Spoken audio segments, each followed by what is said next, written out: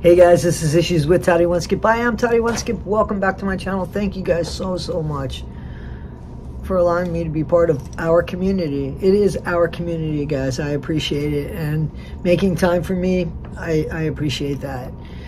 Guys, Becca Scoops came out with a number 4. It's about Nick Godejohn. Anybody that doesn't know lives under a rock. Guys, Nick Godejohn is the scapegoat, the guy that is believed by Gypsy, at least, I guess, because I don't know anymore, the person that unalived Dee Dee. However,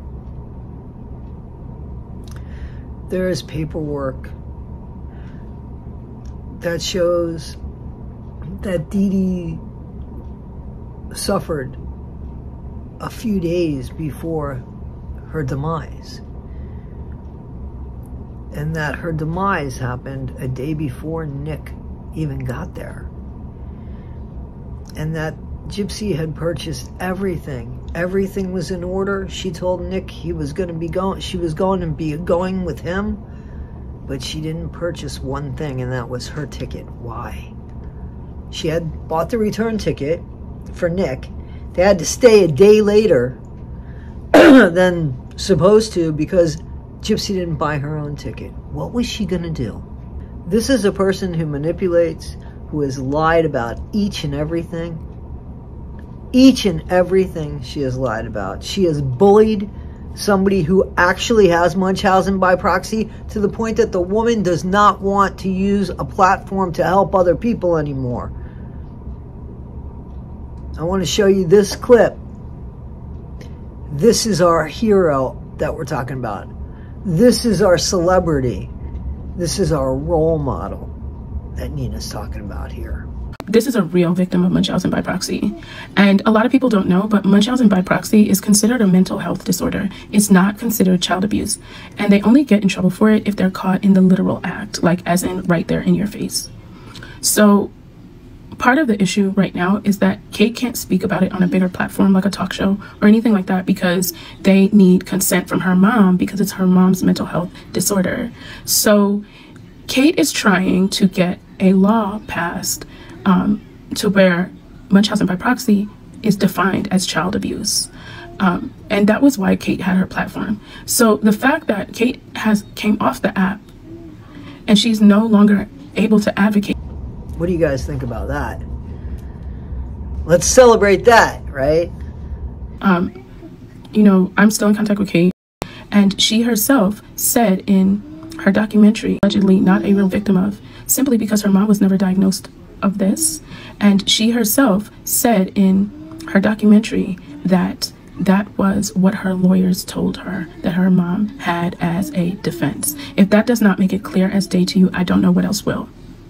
Hey guys, I'm sorry I had to put the video that I originally put up, I had to stop it because there were things that I somehow missed when, like, I don't know what happened. But I wanted you to hear this. This is really important because this, I spoke to you guys about. I said that this was always going to be her alibi as soon as we heard about it. This was the only time that Munchausen by proxy was actually considered.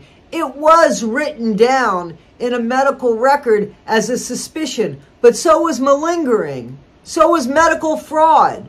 So this, I told you, remember, this was something that Christy came up with for Gypsy's defense.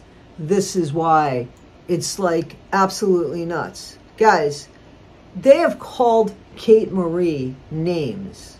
Now, Nina, the beauty influencer, has all the receipts. I'm not going to take her video and put it here or put things that I think are things that I think you should go to and you should click on her video and give her the follow and give her the view. So on her page, she has the receipts of where they were calling Kate Marie names. So, and she has a bunch of that stuff because that stuff's been going on TikTok, not so much on YouTube. And Nina, the beauty influencer, is the one when it comes to Gypsy Rose as far as TikTok goes, as far as I believe. She's the one that's the loudest.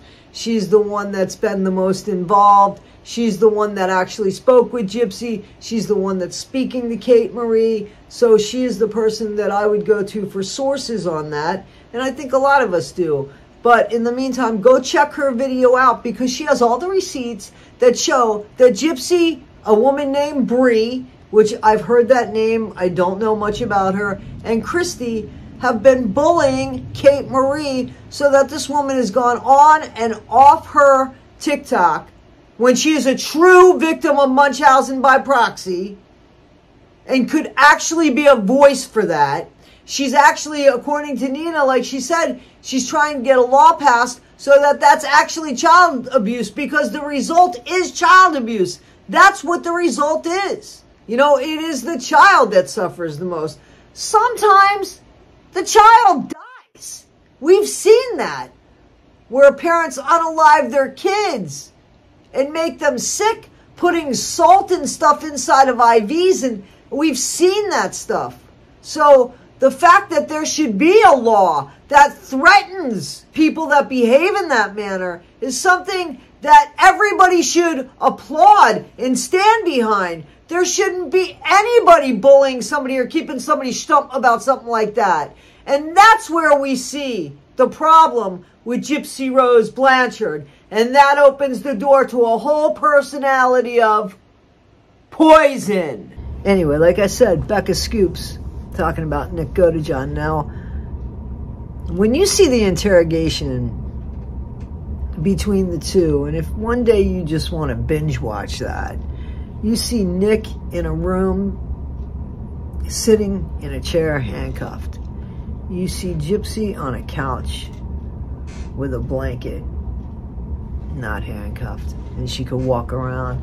Nick is handcuffed, he can't get up. They threw like a blanket on him.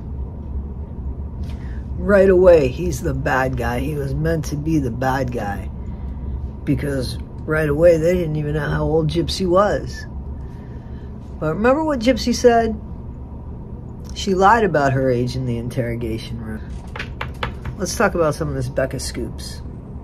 And this made him extremely vulnerable, more so than at any other time in his life. He would do anything in his power to ensure that an emotional connection was successful. Nick mentioned he was very lonely at this time. This was the perfect storm for someone with ill intentions to manipulate Nick, who was highly susceptible to such machinations. As Nick had expressed his loneliness to his mother over the breakup, Gypsy was trolling the Christian Dating for Free website. When she saw Nick's profile, she immediately contacted him. And, as is typical with those with Asperger's, Nick did not initiate this encounter. However, he did respond to Gypsy's instructions when she suggested they take the relationship to Facebook. Remember, this initial contact is in 2012, and Dee Dee's murder isn't until June 2015. According to Dr. Wasserman, Gypsy tapped into Nick's vulnerabilities, almost like a predator seeking its prey. Hey guys, do you remember the text messages that were really brutal, that actually Fancy had talked about, and then some of them had come out online, but they were really, you know, they were rough with Nick and stuff that he said. And well, there's a breakdown about those in this Becca Scoops, that perhaps that was something he was taught to do by Gypsy. Perhaps, and you know, it was shown that Gypsy had like this role play thing going, this cosplay thing, this role play thing. And she blamed Nick for his dark side, remember? It wasn't his dark side. It's believed that it was Gypsy's dark side. I wonder what the lawyers for the other side are thinking now, and I wonder what her lawyers are thinking now, and what the judge is thinking now when people turn around and look in the rearview mirror at this fucking mess that we call Gypsy Rose. Like, look at all that destruction. None of it needed to happen. Never was anybody in any kind of distress except Dee Dee and Nick. So, listen to this. Highly susceptible person, Gypsy's numerous videos were a way she was brainwashing Nick, molding him as a parent might mold a young child. Dr. Wasserman found Gypsy's videos to be fascinating because each persona had its own set of rules. He added, quote, there were instruction videos that told Nick what the rewards would be for appropriate behavior, and there were instructional videos that told him what the punishment would be for behavior that the persona did not like, end quote. In one video, Gypsy appears in a red wig, portraying a character who makes a threat, saying, quote, I'll use the one card I have over you. The videos were instructional videos in which Nick literally learned how to relate to Gypsy. It should be noted here that in many text messages where Nick might come off as the role-playing master, this was something Gypsy taught him to do in the videos. Guys, what do you think of all this?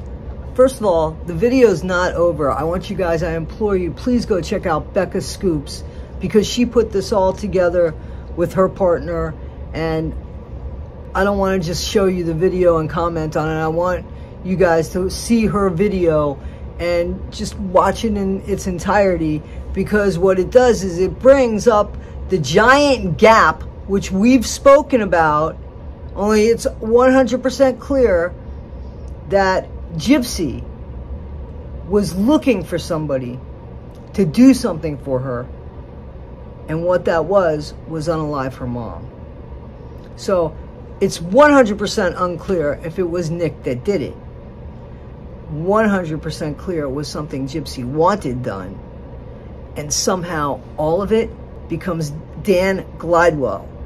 It all goes to Dan. How Gypsy says that she never had a boyfriend before. Nick was her first boyfriend.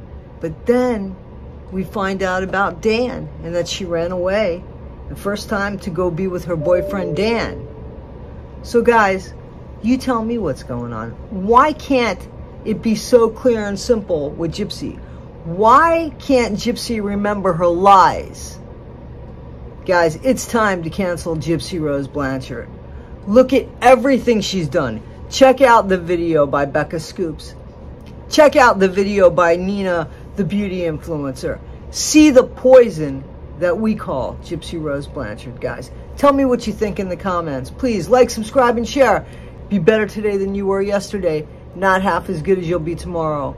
Never be Gypsy Rose Blanchard. Thanks, guys.